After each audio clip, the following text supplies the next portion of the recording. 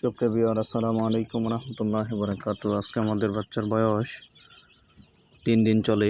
আলহামদুলিল্লাহ মুরগিগুলো সুস্থ আছে। একটু সমস্যা হয়ে গেছিলো, দুপুরবেলা তাপমাত্রা অনেক বেশি হওয়ার কারণে আমরা ফ্যানের ব্যবস্থা করতে হয়েছে। মানে আমরা ফ্যানটা দিয়েছি উপর দিয়ে, বাতাসটা এগুলোর গায়ে লাগে নাই, উপর দিয়ে দিয়েছি যাতে বাতাসটা এদিক থেকে ওদিক চলে যায়, পূর্ব দিক থেকে পশ্চিমে, উত্তর দিক থেকে দক্ষিণে চলে যায় এভাবে, যাতে করে বাচ্চার গায়ে না লাগে। তবে যে গরমের প্রখরতা সেটা যাতে কম হয় সেজন্য আমরা এই ব্যবস্থাটা করেছিলাম।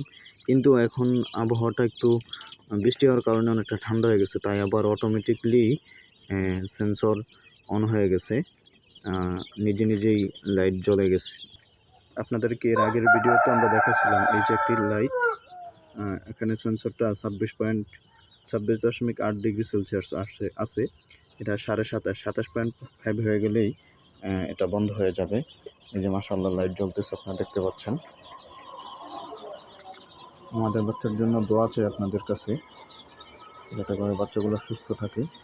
এখানে তাপমাত্রা আছে একটু বেশি, 31 ডিগ্রি। তো এটা এখানের জন্য স্বাভাবিক। 32 ডিগ্রি পর্যন্ত এখানে স্বাভাবিক থাকবে। আশা করি ইনশাআল্লাহ মুরগির অবস্থান ঠিক থাকবে। সকলের কাছে দোয়া চাই। আসসালামু আলাইকুম রহমতুল্লাহি ওয়া বারাকাতুহু।